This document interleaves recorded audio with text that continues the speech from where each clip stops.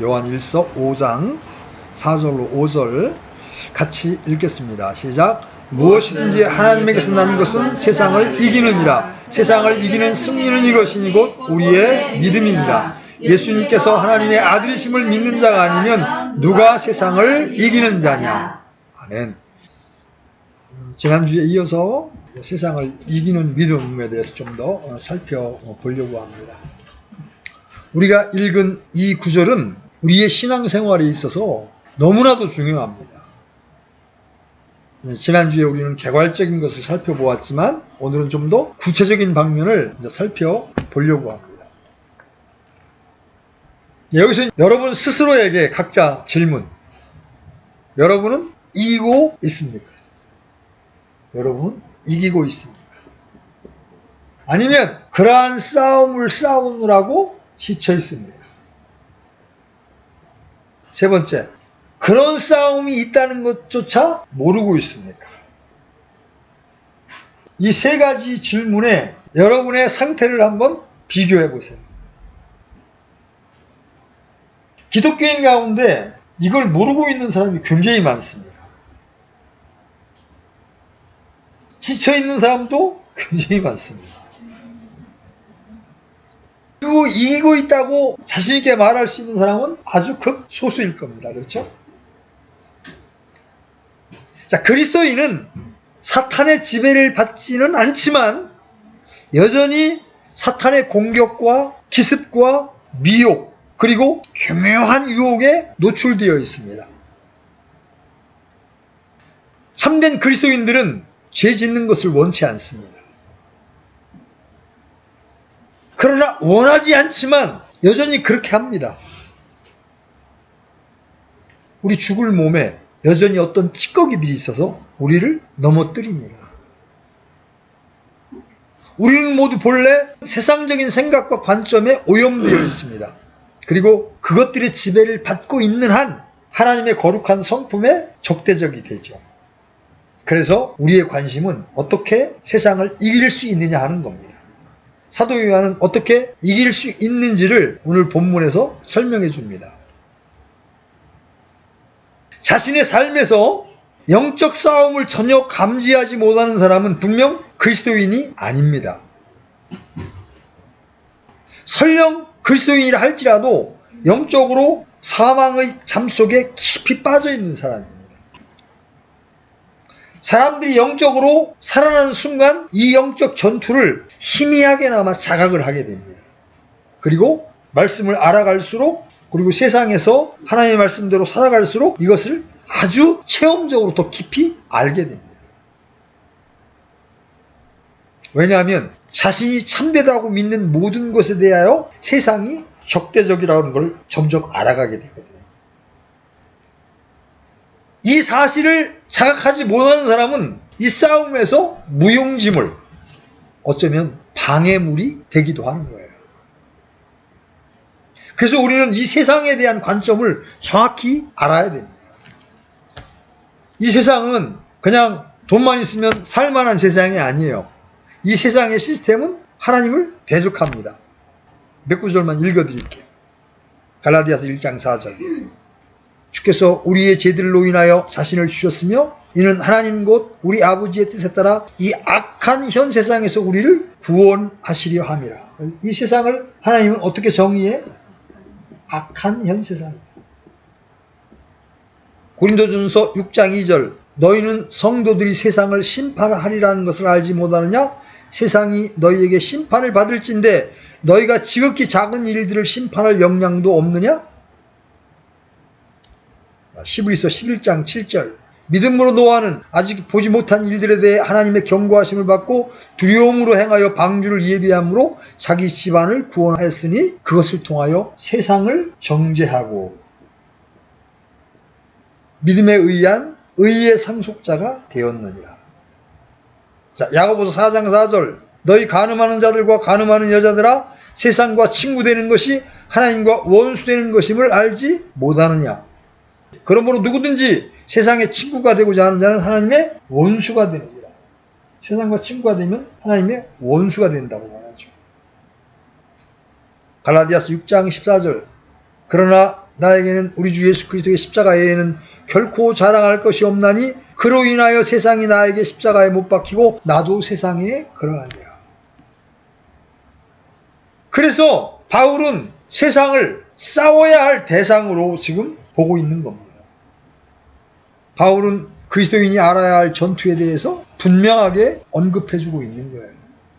자, 이 부분 한번 찾아봅니다. 에베소 6장 12절. 에베소 6장 12절. 찾으셨으면 같이 읽겠습니다. 시작. 우리는 살과 피와 맞붙어 싸우지 아니하고 정사들과 권능들과 이 세상 어둠의 치리자들과 높은 처소들에 있는 영적 사악함과 맞붙어 싸우느니라.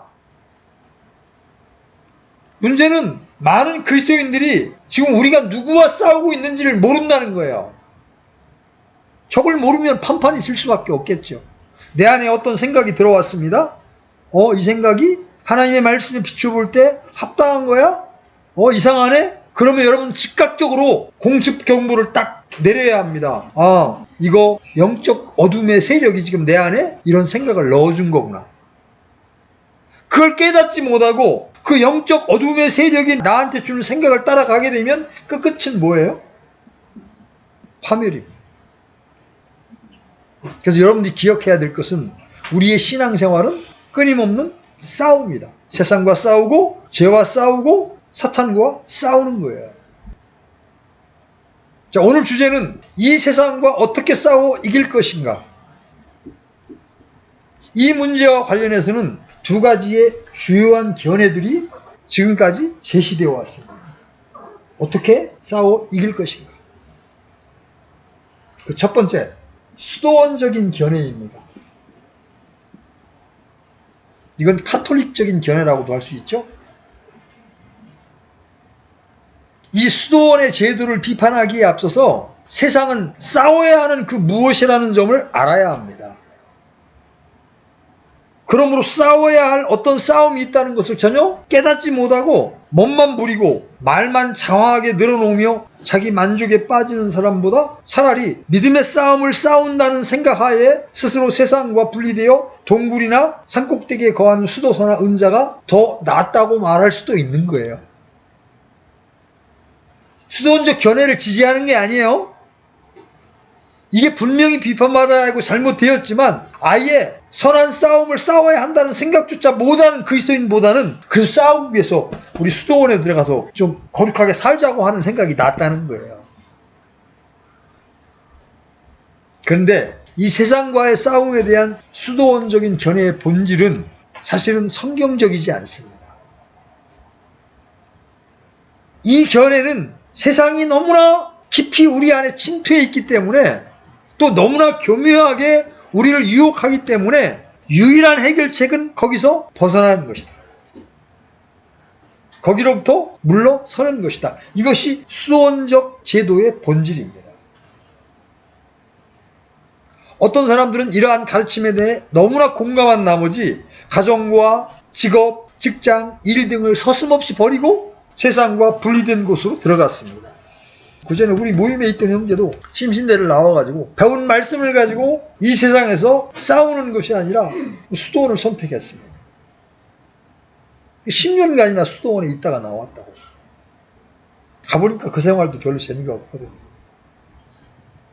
그래서 그 모습에 실망한 그 부친이 제가 복음을 전하러 갔더니 자기 아들 때문에 자기 예수님 안 믿겠다는 거예요. 그들은 물리적인 의미에서 세상으로부터 벗어나려고 의도적으로 노력했고 이른바 종교생활에 매달렸습니다. 그들은 자신들의 시간을 명상과 기도와 묵상 등을 위해서 할애했고 스스로 규정을 만들거나 여러 가지 규칙과 지침을 따르고자 했습니다. 그들은 일주일에 2번 또는 그 이상 금식을 행했고 그들은 또한 때, 절기 있잖아요. 사순절과 같은 절기를 여러 가지 방법으로 정욕과 몸을 자제하는데 실천에 옮겼습니다. 요약하면 우리는 세상에서 벗어나야 하며 여러 가지 측면에서 엄한 훈련과 실천을 통해 영혼을 파괴시키며 우리와 하나님 사이를 가로막는 세상과 싸워 이겨야 한다는 거예요. 이게 수도원적 견해입니다. 이 견해에 대한 여러분의 생각은 어떤 것입니까? 이러한 태도는 누구나 쉽게 행할 수 있는 게 아니잖아요. 그렇죠? 이러한 삶을 실행에 옮기려면 먼저 특별한 사람이 되어야 합니다.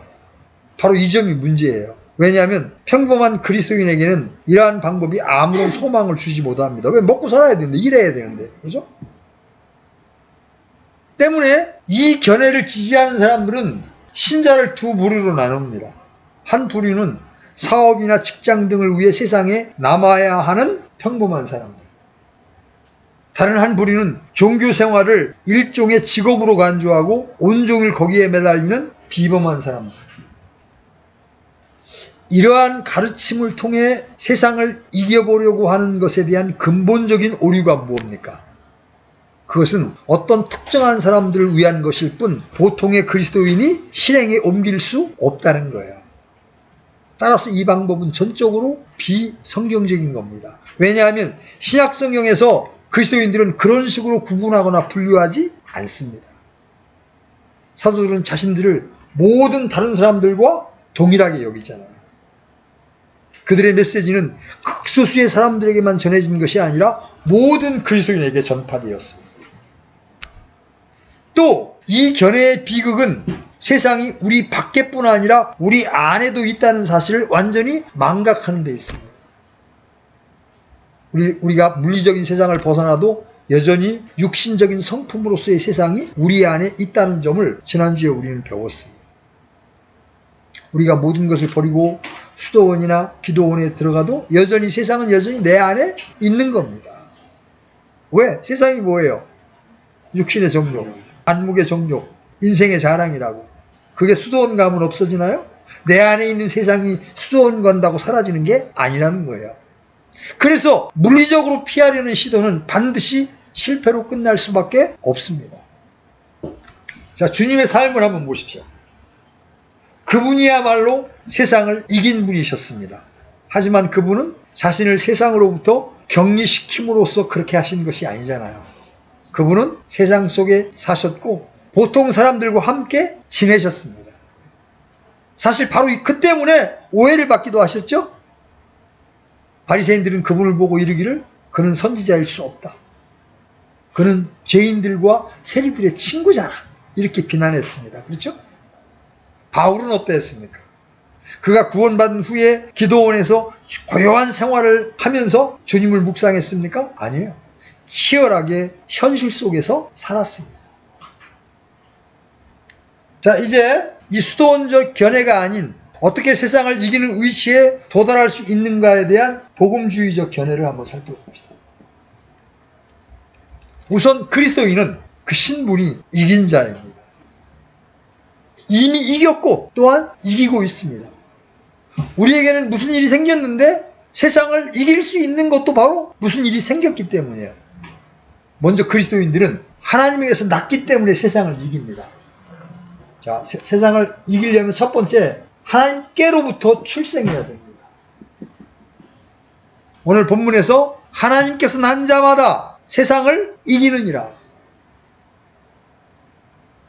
사도 요한은 세상을 이기는 문제를 다루면서 첫 번째로 거듭남을 제시합니다. 그런 다음에야 믿음을 제시합니다. 그리고 세 번째는 주 예수 그리스도에 대한 구체적인 믿음, 또 그분과의 관계, 이것을 오늘 본문에서 제시합니다. 먼저 우리가 만일 하나님에게서 났다면 이는 우리가 새로운 본성과 새로운 관점으로 출발함을 의미합니다. 수도원적인 견해는 거듭남, 중생을 강조하지 못하기 때문에 우리를 기계적인 의미에서 세상에서 벗어나게 하려고 합니다. 그리고 나름대로 만든 규례들과 규칙들을 지킴으로써 세상을 이기려고 합니다. 하지만 복음주의적 견해는 이렇게 말합니다. 너희는 세상을 벗어날 필요가 없다. 너희에게 필요한 것은 세상에 대한 새로운 관점이다. 여러분, 구원을 받게 되면 세상에 대한 관점이 달라집니다. 신약 성경에 의하면 모든 문제는 세상 자체에 있기보다 우리 속에 있는 생각과 바라보는 관점이에요. 우리의 실패에 대한 책임은 세상에 있는 것이 아니라 바로 우리 자신 안에 있다는 거죠. 여기 세상을 이기는 사람과 세상에 점령당한 사람이 있습니다. 그들은 똑같은 세상에서, 똑같은 환경에서, 똑같은 죄 가운데에서 똑같은 시험들 가운데에서 그리고 모든 것이 똑같은 상황에서 살고 있습니다. 그러면 다른 게 뭐예요? 그 차이는 세상에 있지 않고 그 사람들 속에 있는 겁니다. 자, 구원받은 사람 속에는 뭐가 있어요? 하나님의 본성이 주어지죠. 그러면 하나님의 본성이 우리 안에 들어오면 세상을 바라보는 관점이 달라집니다. 자, 두 사람이 감옥에서 창살 밖을 바라봅니다. 창살 밖을 바라보는데 한 사람은 땅 진흙을 바라봅니다. 또 한 사람은 하늘의 별들을 바라봅니다. 그러면 전혀 보고 있는 것이 다르죠. 무엇을 보는 눈을 가졌는가? 이것이 신약성경의 핵심적인 가르침이에요. 세상을 보되 주 예수 그리스도께서 그것을 보신 것처럼 볼 수 있어야 한다는 겁니다. 이것은 거듭남의 교리에 대한 본질이에요. 우리는 거듭남을 통해 하나님의 본성에 참여하는 자들이 되었죠. 우리는 하나님의 성품, 하나님의 본성을 받았습니다. 거듭났을 때 똑같은 나무가, 똑같은 풀잎이 그렇게 다르게 보이는 거예요. 왜 그래요? 바로 주님의 눈으로 볼 수 있게 되었기 때문입니다. 내가 있는 곳에서 조금도 움직이지 않고 내가 있는 바로 그 자리에서 나의 모든 관점은 달라질 수가 있는 겁니다. 제가 구원받았을 때 그렇게 인생에 대하여 부정적이고 절망적이고 좌절스러웠는데 형편은 아무것도 바뀐 게 없는데 모든 것이 긍정적으로 바뀝니다. 소망이 생기고 살아야 될 이유가 생겨나기 시작하고. 왜 그렇습니까? 내 안에 들어온 하나님의 생명이 나로 하여금 세상을 바라보는 관점을 바꿔준 거예요. 세상이 어느 때와 같음에도 불구하고 나는 그 세상 속에서 다른 사람이 된 겁니다. 나는 이 세상을 이기는 위치에 서게 된 거예요. 이게 첫 번째 원칙입니다. 그래서 성경은 하나님께서 난 자마다 세상을 이기느니라. 정확하게 구원을 받은 사람만이 세상을 이길 수 있는 위치에 설 수 있게 되는 겁니다. 자, 두 번째 원칙. 그리스도인으로서 내게 일어난 일을 믿음으로 이깁니다. 우리는 말씀을 통해 하나님에게서 난 자마다 세상을 이긴다는 선포를 들었습니다. 그리고 나서 세상을 이기는 승리는 이것이니 우리의 믿음이니라는 말씀을 듣습니다. 우리가 싸우고 있는 세상은 매우 강합니다. 그것은 어느 누구보다도 더 강합니다. 세상은 그 속에 태어난 모든 사람을 다스리며 지배합니다. 왜냐하면 사실 우리는 죄악 중에 출생했고 죄악 중에 잉태되었기 때문입니다. 우리가 태어나는 순간 세상이 우리 속에 있습니다. 구약의 왕들과 대원자들을 보십시오. 그들 역시 세상의 지배를 받았고 한결같이 실패했습니다. 의인은 없나니 한 사람도 없으며 온 세상이 그래서 하나님의 심판 아래 있게 된 겁니다. 그러므로 내가 만일 그러한 세상을 정복하고 이기려면 나로 하여금 그렇게 해줄 수 있는 그 무엇이 필요합니다. 세상과 직접 싸우려는 것은 아무 소용이 없습니다. 그렇게 될 수도 없습니다. 그러면 우리에게 필요한 것이 무엇일까요? 우리가 세상과 싸워 이기려면 우리 스스로 갖지 못한 어떤 힘과 권능을 필요로 합니다. 우리가 거듭남을 통해 믿음을 얻습니다. 새로운 관점과 이해력을 얻습니다. 그런 다음 이제 믿음으로 그 힘의 근원에게로 나아갈 수가 있습니다. 나를 대적하는 모든 것보다 더 큰 힘과 능력을 취할 수 있는 기회를 얻습니다. 뭘 통해서? 믿음을 통해서. Through faith. 그리스도인에게는 예전에 결코 알지 못했던 그리고 그리스도 밖에 있는 그 누구도 알 수 없는 힘이 있으며 그 힘을 사용할 수 있습니다. 성령이 우리 안에 계시거든요. 그래서 내 믿음으로 주 예수 그리스도께 구할 때, 그분을 신뢰할 때 그분의 힘이 우리에게 공급되어 오는 거예요. 자, 조금 전지시켜 봅시다. 예수께서 하나님의 아들이심을 믿는 자가 아니면 세상을 이기는 자가 누구냐? 여기에 모든 것이 포함되어 있습니다. 그리스도인들로 하여금 세상을 이기게 하고 또한 더욱더 그렇게 하도록 만드는 것은 주 예수 그리스도와 그분의 사역과 그분이 완수하시고 이미 끝내신 일들에 대한 그들의 관계입니다. 철학이나 그 금욕주의로는 세상을 이길 수 없어요. 우리가 필요하는 모든 것이 어디 안에 있어? 그리스도 안에 있습니다. 세상을 이기는 자가 누구냐? 이 믿음의 사도 요한이 제시하는 답은 그는 예수께서 하나님의 아들이심을 믿는 자이다. 신자는 그리스도께서 어떤 분이며 그분이 하신 일이 무엇인지를 알며 그 완전히 성취된 사역을 의지하는 사람입니다.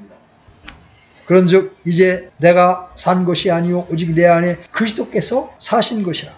이제 내가 육체 안에 사는 것은 하나님의 아들을 믿는 믿음 가운데 사는 것이라. 하나님의 아들을 믿는 믿음 안에서 그리고 나를 사랑하사 나를 위해 자신의 몸을 버리신 분과의 관계 안에서 사는 겁니다. 이것이 바로 우리가 붙들어야 하는 원칙이에요. 근데 먼저 중요한 것은 그리스도와의 관계입니다. 만일 우리가 그분과 올바른 관계를 맺고 있지 않다면 다른 아무 일도 일어날 수 없습니다. 하지만 사도의 언급에 따르면 우리가 만일 올바른 관계를 맺고 있다면 모든 일이 일어날 수 있습니다. 왜냐하면 우리가 그분과 올바른 관계를 맺고 있다면 나는 그분께로부터 모든 것을 얻을 수 있기 때문입니다. 그리고 나로 하여금 그분과 올바른 관계를 맺게 하는 것은 바로 믿음이에요. 내가 그분을 알아볼 수 있는 것은, 내가 그분을 믿을 수 있는 것은, 또 그분에 대한 내 믿음을 실천할 수 있는 것은 바로 내가 거듭나 새 생명을 받고 내가 믿음을 발휘할 때입니다. 나를 그분과 연결시키는 것은 첫 번째로는 거듭남의 문제죠. 두 번째는 그분을 절대적으로 신뢰하는 거예요. 우리가 실천적이고 실제적으로 세상을 이길 수 있게 해주는 것은 그리스도에 대한 우리의 믿음입니다. 여러분, 지금 너무 더워.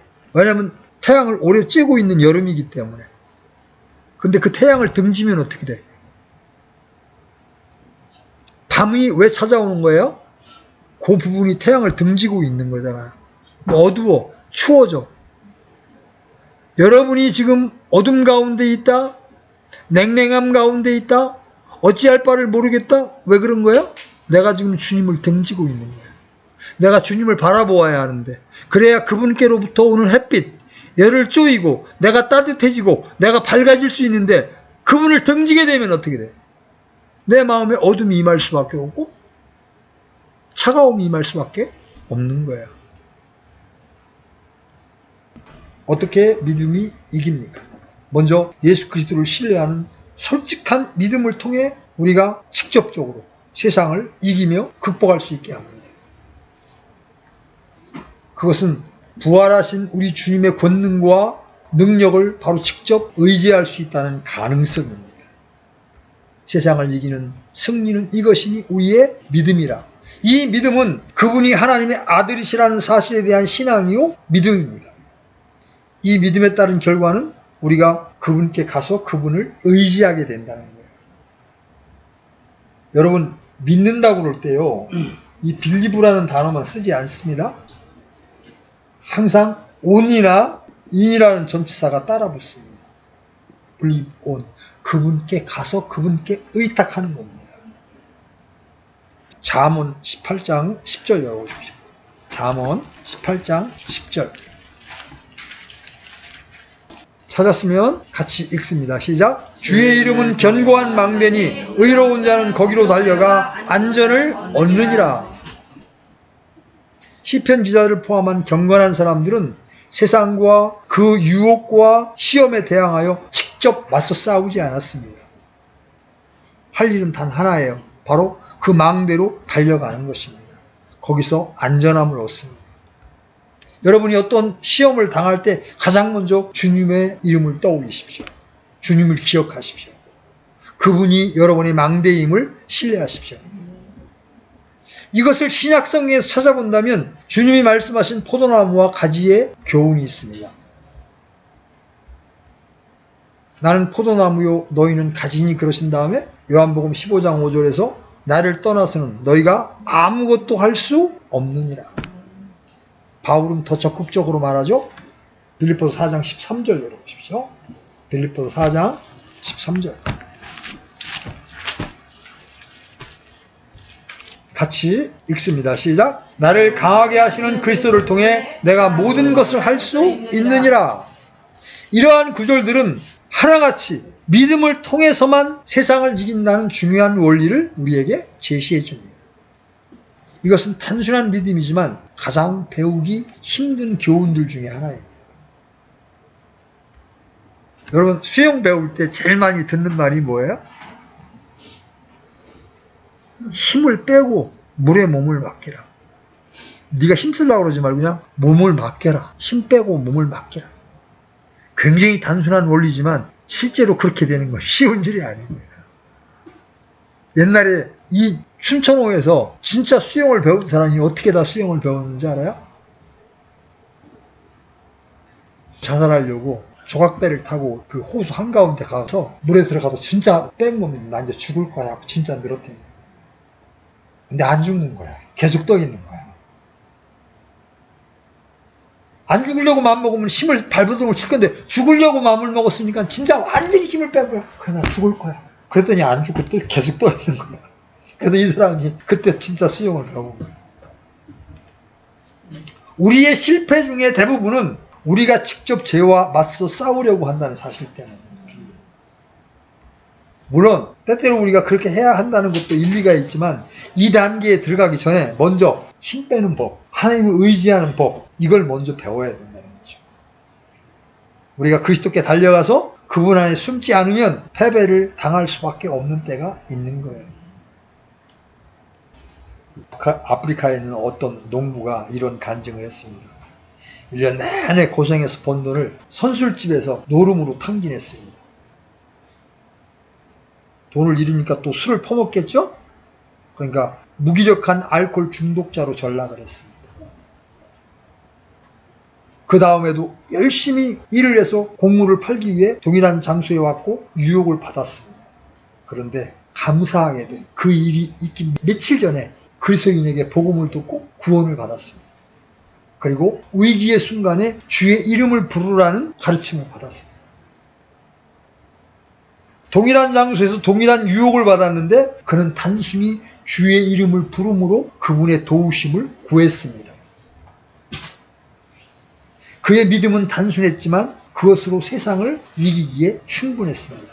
그는 세상의 유혹을 거절했고 해방될 수 있었습니다. 이것은 어린아이가 되는 것이고 우리의 전적인 연약함, 무기력함, 그리고 절망의 상태를 깨닫는 겁니다. 그 싸움이 힘들고 대적이 앞을 갈아먹고 실패할 그 순간에 처해 있다고 느낄 때 단순히 주 예수님의 이름을 부르짖어야 하고 그분이 우리를 지킬 준비를 갖추고 있다는 사실을 믿어야 합니다. 그때 주님의 능력이 신자에게 임하면서 세상을 이길 힘을 주시는 거예요. 살아계신 그리스도의 능력, 그분을 바라보는 자는 승리합니다. 이것이 수동적인 의미에서 세상을 이기는 방법입니다. 우리의 연약함 가운데 그분의 강한 권능을 전적으로 의존하는 겁니다. 그래서 어떤 찬송가 작시자는 이렇게 노래했습니다. 오 예수 그리스도시여, 당신이 내 안에 충만하시면 다른 모든 것들은 뒤로 물러섭니다. 날마다 주님의 도우시는 권능으로 내 연약함을 어루만져 주옵소서. 승리는 오직 그분 안에만, 그분의 권능 안에만 있으며 우리 자신 안에 있는 것이 아닙니다. 이제 적극적인 방법, 능동적인 믿음을 한번 살펴볼 필요가 있죠. 이것을 우리는 믿음의 실행이라고 표현할 수도 있습니다. 예수님께서 하나님의 아들로 이 땅에 육체 안에 오신 것은 세상이 죄 가운데 사로잡혔기 때문이죠. 예수께서 이런 우리를 구원하러 오신 하나님의 아들임을 믿을 때 우리는 우리가 싸워야 할 싸움의 성격을 이해하게 됩니다. 사람들은 세상에 대해서 낙관적입니다. 그 이유는 그들이 죄의 성격을 이해하지 못했기 때문입니다. 만일 여러분이 예수께서 하나님의 아들이심을 믿는다면 여러분은 죄와 악과 사탄의 세력이 너무나 엄청나기 때문에 사람은 실패했으며 하나님의 아들이 오셔야 했다는 사실을 믿어야 합니다. 예수께서 하나님의 아들이심을 믿는 사람들은 신약 성경의 기록을 통해 나사렛 예수를 보되 그분이 세상을 이기신 것을 보게 됩니다. 그분이 사탄의 시험을 당하여 이기신 것을 보죠. 아무도 이기지 못한 그 시험을 마침내 주님이 이기셨습니다. 그분은 죽음과 부활을 통해 승리하셨습니다. 부활을 통해 마지막 원수마저 정복하셨습니다. 삶의 문제에 직면하여 세상을 이기고자 시도할 때 그리스도를 바라보고 그분이 이기신 것을 볼 때 바로 우리의 관점이 바뀝니다. 그리고 그 다음 단계는 믿음으로 우리가 그리스도께 속한 자임을 보는 것입니다. 그분과 연합하였다면 그분께 속한 모든 것을 공유한 것입니다. 하나님께로부터 난 자마다 세상을 이기는 자니라. 이기느니라. 우리는 무한한 자원, 고갈될 수 없는 공급원을 소유하고 있습니다. 패배 시에도, 설령 때때로 우리가 패배하죠? 패배 시에도 우리를 깨끗게 하는 피가 있습니다. 우리의 중보자가 계십니다. 우리는 이 세상에서 벗어나려고 노력할 필요가 없어요. 내 육신을 억제하는데 삶 전체를 할애할 필요도 없어요. 직장이나 직업을 버릴 필요도 없습니다. 세상을 벗어나 수도원에 들어갈 필요도 없어요.